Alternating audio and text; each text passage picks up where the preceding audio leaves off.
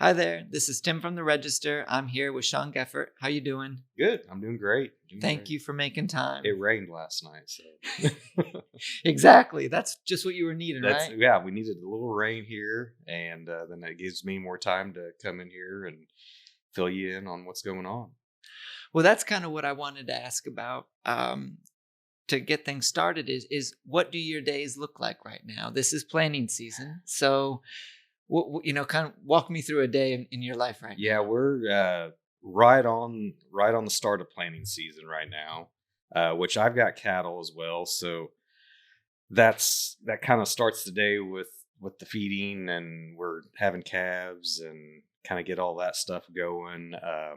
Then kind of it's off to the planter and making sure we've got seed in that, fuel and tractors, and then we go start planting. Which I start planting beans right now, Hmm. and I go ahead. I've planted about 300 acres of beans. Uh, Most guys right now, if they're starting to plant, they're planting corn. Hmm. I got to be weird every once in a while. Yeah. So, but yeah, I'll switch the plant. Like today, we got rain. I'll switch the planter over to corn. I'll put the corn plates in the planter to where I can plant corn. And as soon as it dries up here, I'll go ahead and start planting corn. And these are long days when you're in planting season, right? Yes, yeah. I mean, it could be anywhere from it depends on how the weather's reacting and what problems you run into with equipment and whatnot. But yeah, most generally you're going to dark or past dark. Right. It depends on if there's a rain coming and how much rain's coming after that. And but yeah, it could be some long hours right now. When you think about this year and you're saying you're doing about 300 acres or so of beans already, Mhm. and then you'll plant corn as well, Mhm. is the mix of corn to beans about what it normally has been? And how do you kind of make that decision? You know, I just do corn and soybean rotation. A lot of guys in the area also do wheat in their rotation. So I've got a kind of a unique situation where I just flip flop the acres Hmm. back and forth. That's how I decide every Okay. year. I don't really pay much attention to commodity prices or input cost on that part of it Right. anyway. That decision making part of it. Now, that being said, that is a big discussion right now. Hmm. Uh, we're talking about the price to put in an acre of corn is very high right Yeah. now. You're looking at $600 to $800 an acre to put that in. So there are talks of guys switching from corn to soybeans, switching those acres around. Just because the input costs are lower. Right, Yeah. right. It would be the input costs would be lower. Your margin's probably going to be a little bit lower too on soybeans, but the way the agriculture economy is right now, you kind of got to watch your P's and Q's. Well, there is a lot in what you just said because when you say input costs, I think, well, first of all, I think of fuel. Right. Anybody who's gotten gas in the last month has noticed a change That's a in big the price of change. fuel. Yeah. And diesel is even more. Hmm. Not only is it higher, but it's much more volatile. Right. The second thing I think about is fertilizer. Most of the Yes. fertilizers passes through a Strait of Hormuz that is not exactly Exactly. open for business Yeah. right now. Then we've got a bunch of others. The world's biggest fertilizer supplier right now, one of the biggest, is Russia. And Right. Russia is at war with an ally of the United Yeah. States. So there is so much, I imagine, that you're thinking about. Um, when you think about input costs, how do you keep from going crazy? Well, you don't. I mean, you got to be a little bit crazy to To even get into keep farming? doing it. Yeah. But no, you do watch your P's and Q's. You've really, especially in an economy like this, when the commodity prices are low compared to historically Years they're past. fairly Yeah, low. yeah. And then your input costs are high as they've ever been. Hmm. So my strategy right now is I'm not taking any acres out of corn and putting into beans. My strategy is let's see how many input costs we can cut. Keep Okay. that input low, and try not to cut your production back, Okay. as much as possible. And doing that, I'm using technology like variable rate fertilizing. Mm-hmm. So Mm-hmm. I'm only putting fertilizer where it actually needs it. A generation ago, it was blanketed across an Right. acre. There was no real precision ag Exactly. technology that let you figure out what Right. part of the earth needed Right. more. Yeah. Right. So yeah, we'll go out there and what we call grid sampling is every acre and a half we take a soil sample Mm-hmm. and have that sent in, analyzed, and then we come back and we make maps of where more fertilizer is needed and less fertilizer is needed. Yeah. So that's one strategy Yeah. to cut back on input costs. I'm utilizing what John Deere calls see and spray, and that's more for chemical reduction, Mm-hmm. is what that is. And so it's actively with cameras looking for weeds and only spraying where it Okay. needs weeds. So Wow. that helps cut Mm-hmm. that kind of input Yeah. cost. Yeah. Um, but yeah, there's a lot of other things that we're using that we didn't have 10 years ago. Well, that was a question I wanted to ask you too, because I was looking back at articles we've written about you, and you have Mhm. been, um, I would say, on the forefront of a lot of different technology into farming. I remember we did an article about you several years ago about a new tractor that you had Right. that, had the different treaded, Yeah. it wasn't your traditional tractor with wheels on it. Then Yes. I remember we talked with you a couple years ago, and I think Bob Johnson put this on my radar too. You had some drones or some Robots. robots. Yeah. Okay. Yeah. And we're still working with that. What do these robots do? Basically, they're really what they are is just autonomous lawnmowers. They're Uh-huh. just mowers. They've got a mower deck on the front of them.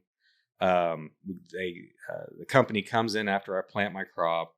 They take drones and then they map out where each row is of the Okay. crop, and they'll map that all out. And then we'll bring robots in and run down those rows, and then just cut the weeds off instead of using chemical, which that's Greenfield is the company, and Mm-hmm. their claim is they want to completely eliminate chemicals. Mm-hmm. That's a great idea. That's a noble idea, but it's just not there yet. Yeah. Don't see it as feasible So right I'm now. utilizing that as a tool in my tool belt to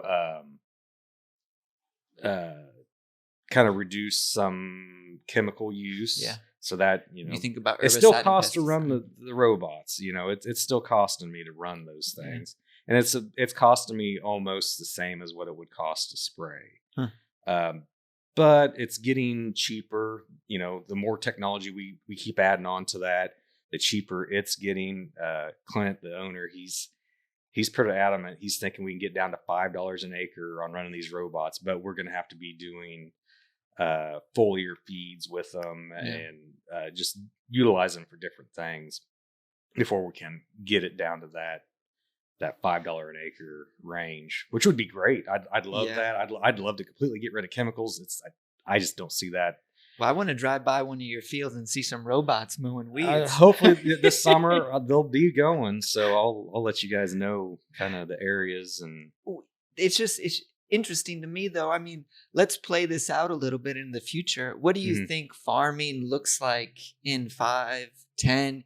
I mean, you're still relatively young. You've got a lot of years left I in think a this. lot about it just because I've got two young boys Yeah. that I don't know that they're going to come back to the farm, but they're going to have a farm available for them if they want to come back to it. So I do think a lot about what's the future look like for them in agriculture.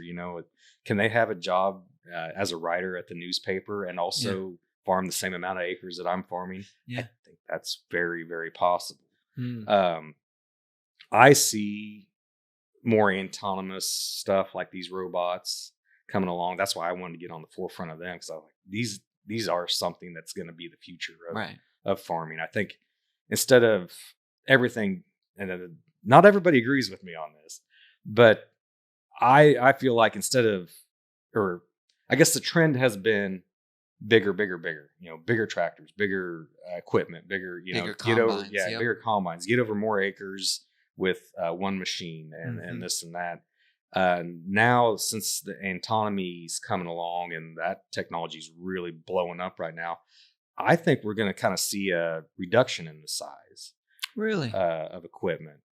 Huh. Now that's my theory, my thought. Now, if I can send, so John Deere's got some autonomous tractors and stuff now. So right now I'm running a big tractor and a big 24-row planter, and getting over. But what if I can send two 12-row planters out, and I don't have to be on either one of them? Yeah. I could be doing something else, or even say I've got two 12-row planters. I'm running one and have one autonomous one. Yeah. I'm covering the same amount of acres, and it's some of it's to do with labor, but a lot of it's going to be time, and they can run 24 hours a day, and the labor cost is zero. Absolutely. Absolutely. So I can see a future of reduction in size reduction in equipment. There's two things that I think of when you mention that. Mhm. The first is, does that future mean that there's fewer human jobs available for agriculture? And when you think about, I don't think it does, though. Yeah. There's always, I don't know. I was listening to a guy talk about AI the other day, and a lot of the fear of that is we're going to lose jobs of that. But it's throughout history, technology's taken jobs, but it's always been replaced with another job somewhere else. And I can kind of see, we're reducing maybe farm labor jobs, but there's going to be more jobs in the technology range of that. There's going to have to be more people monitoring different things. Right. And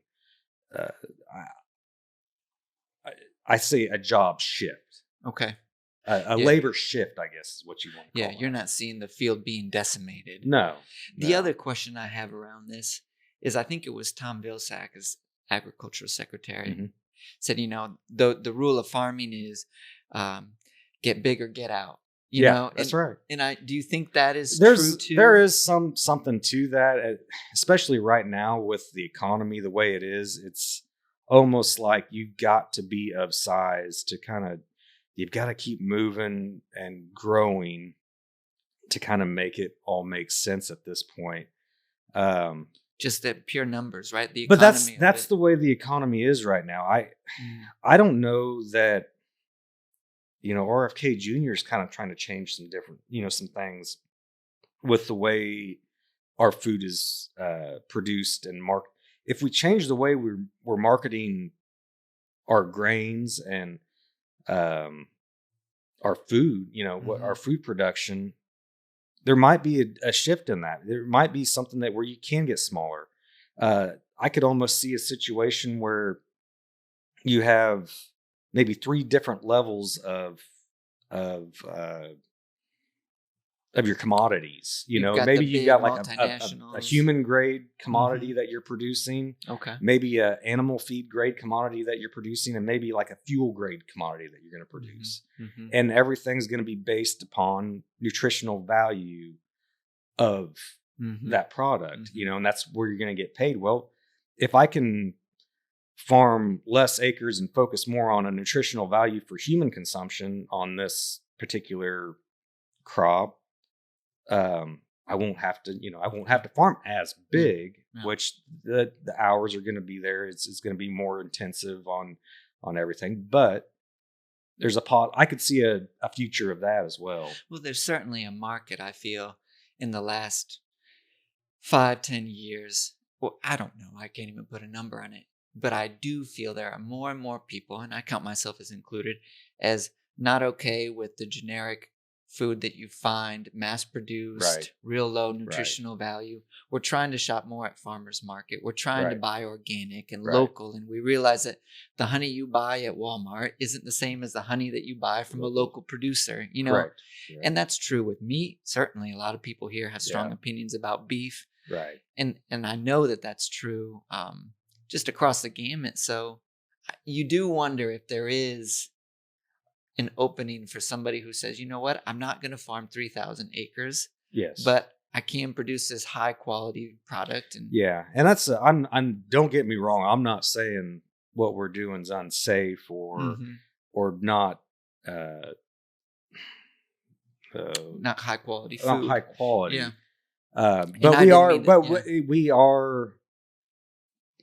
We're getting really good at producing a lot. And when we're producing that much, a lot of your nutritional value is probably going to the wayside in it. Or so Yeah. yeah, you can focus a little bit more on nutrition of a certain product, and probably, but that's our problem is we do not get paid on nutritional value. We get paid on bushels. Yeah. And so the whole system is set up to, the more you produce, the more reward you're going to get. Well, the more you produce, the higher supply you have. The higher supply you have, without the demand, the lower the price is going to be. So you got to produce more. And it's just a wicked circle. Our reporter, Sarah Haney, interviewed Rick Nelson a couple weeks ago. He was honored with the Kansas Soybean Award. And one of the things that he said that stood out to me was he wanted to see, from what I took from what he said, a little bit more of a pure market concept into farming. Less of the subsidies, less of the relief packages and the bailouts. And it reminded me of a conversation that I had, this was several years ago, with Kent Thompson here in town. And he told me that he got a certain dollar number check from the government. And he said, I don't even need this check. I'm grateful for it, but it's not helping farmers. It's not helping the winners and the losers, the concept. Well, and that's what the argument with that a lot is too, is the input or the suppliers of fertilizer and chemicals, and they know that these farmers are getting paid. So then they just raise the price. So they're just going to keep that price up there regardless of what their actual margin is on their product. And so it just is a spiral. Our inputs are still staying up there. So we're going to have more government check to keep us afloat on all that, or more subsidies with insurance and stuff like that. But right now my wife, lovely wife, is on the Kansas Corn board, and they're really, really pushing hard on like E15.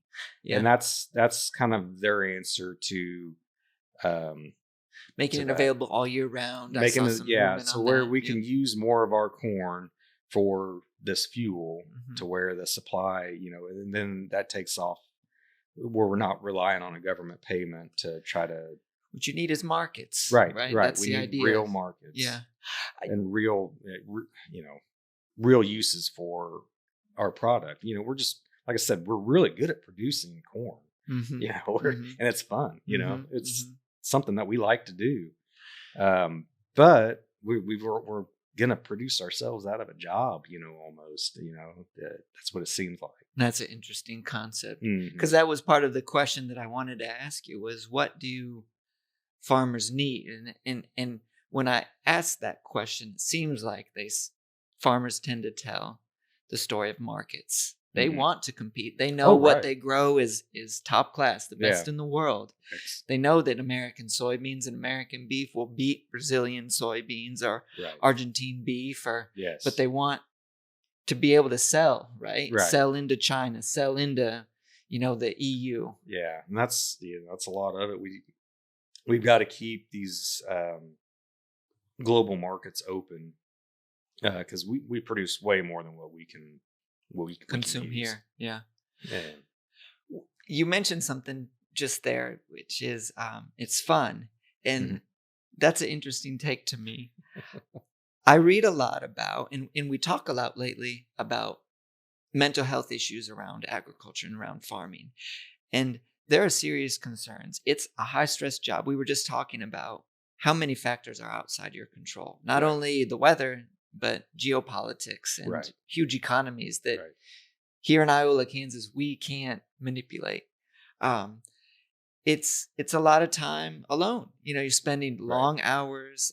You could be working 16, 18-hour days, Right. and a lot of that is spent just you and yourself. Right. Um, and so it's interesting that you tell me, that it's fun. And so I'm curious. I was wondering, what do you enjoy most about the profession? What do you see as some real deep joy in it? Where do you find that? Oh, it's like any other business that, producing a newspaper. It's the same concept as you start with this and you're gonna end with this. Mm-hmm. That's the fun part of it. Mm. Seeing what you can produce and what outcome from your labor, Mm-hmm. happens. That's like it's no different than any other job. Yeah. As Yeah. kind of what I want to, you know, kind of pound home on that is, Mm-hmm. yeah, farming's it's no different than anybody else's career, their business. We're out there starting with a seed to grow grain. Is we the joy is watching that grow all summer long, and then in the fall taking the combine through there and seeing what kind of yield you can make, and brag to your neighbors about, maybe lie a little bit, what what your field's making compared to what theirs is. And that's the fun of it. And then now that I've got two young boys coming up, and watching them and dreaming about what could be for them, what opportunities could be for them in the future. And that's another step for me, is enjoying what I do. And How did you, when you were a kid, and when did it click for you? When did you feel, was this something you always saw yourself as, yeah, I'm going to get into agriculture, or is it something that when you were a kid, you thought, this is the last thing I'm going to do? basically, yeah, it was kind of one of those things, is I grew up with it, so I didn't think anything different about it. My my friends in town, they're like, oh, that's cool. You live on the farm. I'm like, well, it's no different than where you're, Yeah. it's just I'm living outside of town. But no, it really didn't pop into my head, or, growing up thinking, well, this is what I'm going to do the rest of my life. Or it wasn't something that, I dreamt of doing, growing up. Yeah. And I think some kids do, they grow up on it and just like, this is my life. Mm-hmm. But I never was that. And I didn't really know that's what I wanted to do. I think my senior year in high school, I kind of, like something snapped in my head, and I'm like, whoa, I've got an opportunity here that most kids don't have. Yeah. Yeah. And you better go ahead and take it, if at least try this opportunity. Yeah. So walk me through your career. So then after you graduate high school, where do you go? What do you do? Allen County out here. And in high school, it's like I wasn't really, agriculture wasn't on my radar. Right. So I wasn't involved in FFA or any of that. Really? Yeah. I wasn't involved in any of that. That's sacrilege. Yeah, That is exactly. And so after high school, man, I've got a lot of catching up to do. Huh. I don't know any of this stuff. And Even even though I grew up on the Yeah. farm, but it was like, there'd been no formal study. It No. was just osmosis. Just right. being It's around just like it. being around it all the time. So yeah, I went to JUCO in here, and studied in there agriculture, and then I thought, well, I can kind of move on to Kansas State, and went up there, and I was really more interested in the animal livestock, especially at the time. And so I majored in animal science and industry with a business option, and that kind of took me that much further into it. And then I came home and started with Dad, and which when I came home, which I was farming with him all through college and everything. Mm-hmm. But when I came back, he's like, well, you know what? You might as well start taking over some of the rented Yeah. ground. And so anything that was rented, I went ahead and started farming on my own. And then after a few years of that, Dad says, I'm ready to retire. Yeah. We'll Which just for him rent must you. have been such a joy, to feel that relief. Probably. He doesn't let you know that. I don't know. Well, like any farmer, I think it's kind of a catch. You done this your whole life, and yeah, you take pride in passing it on to somebody, but also that's scary. If you spent your whole life perfecting this and doing this every year in, year out, and you got it in your head how it's supposed to be done, and then this young person comes in and says, well, I got a different idea. You're gonna do what now? You're I've done it this way for this exactly. many years, and so it was Dad made it easier on me than I think most really get. He was able to realize he didn't really enjoy the decision making and that kind of part of the job anymore, and he was able to kind of leave that over to me a little easier. I'm not going to say it was a easy transition, but it was a little easier for him to step back and kind of look the other way at some things and on some of that. But yeah, it's not always that easy of a transition from to the next generation. I don't think. I look at a lot of different farms and stuff, and which I'm thinking like some friends out west and stuff that their grandfathers are still like the ones running things and the day-to-day operations, and but that can be sad, when you see that time comes and then the farm just goes up for sale. Nobody wants it. Exactly. And you've got that kind of loss of local ownership. And I mean, considering the alternatives, I feel like it's a winning, it's a success story for you guys. Yeah, it's definitely become economies of scale are prevailing in agriculture right now. Like I say, with the commodity system that we've got, you really kind of got to keep growing. I was thinking back too. We did an article a couple years ago with you about growing hemp, and I guess the question I want to ask you is, we've got robots. We've got totally new technology with, precision ag, and you've got new tractors, new equipment, new planters, new combines. What's next for you when you think about, I feel like you're an experiment. You like to experiment, you like to tinker, you like to try new things. And so I'm betting you've got something. Maybe it's on the back burner, but some ideas that are cooking in your head. So when you think about that, is there anything? Really the robotics thing has kind of been my next go-to.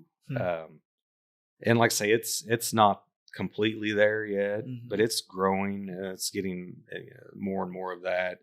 The hemp deal, that was an alternative crop that ended up being a disaster, really. Do you think so? Well, it was a lot of fun. It was a big garden is what it was.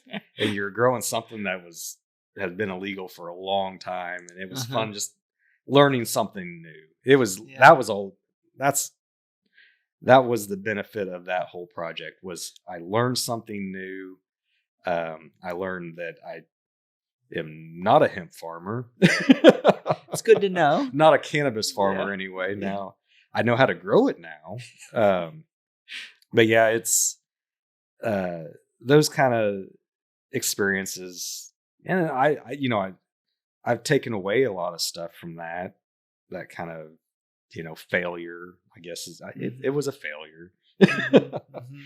with that, but you take some of that away and put it into the other operations and Yeah.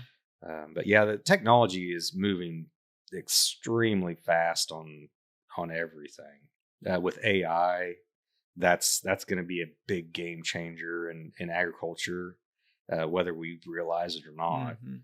I mean, everything is going to be a big game changer. But Yeah. yes, especially in agriculture, I see there's going to be a lot of change there happening in the near future, and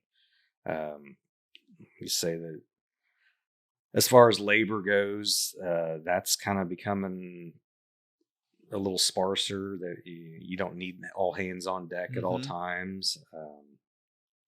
But yeah, Let's take the flip side then. right.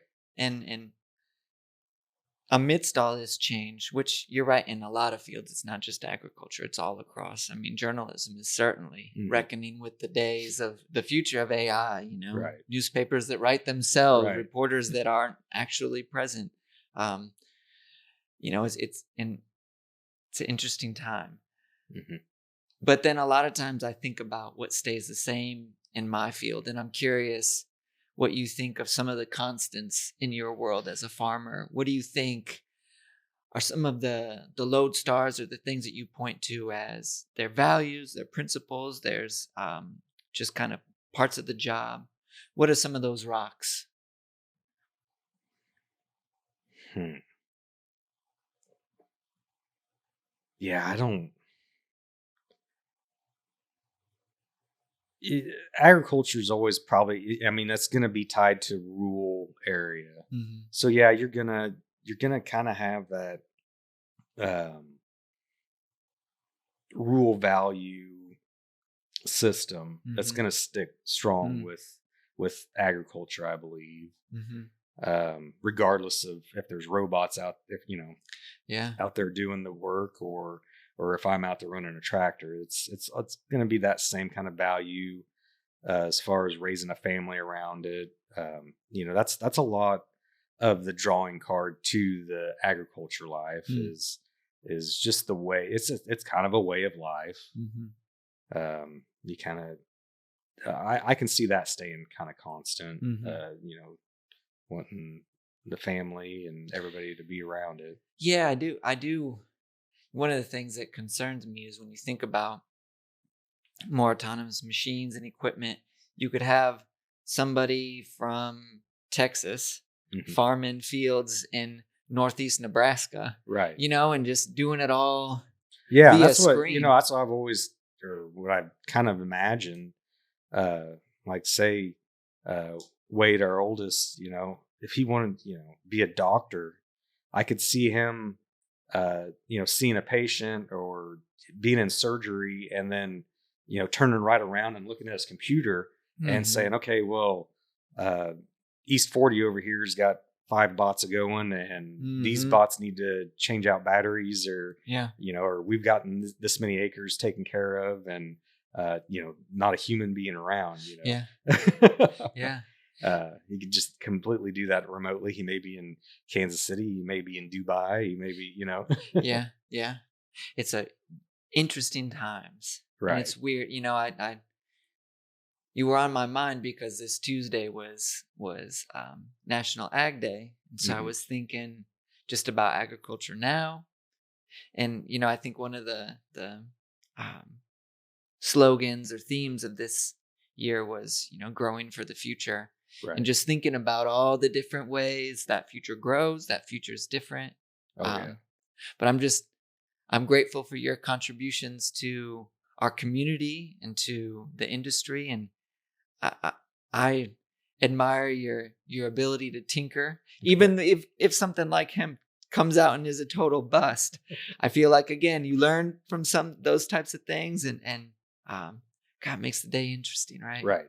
Right. And Yeah, that's in, like I say, any job is the same way. Any yeah, career that you choose, any business that you own, it's always kind of it's all on the same plane. Nothing ventured, nothing gained. Right. That's the Right. saying. Right. Well, thanks for your time. I Yeah. appreciate it. Yeah, I had a lot of fun. Yeah. Thank you.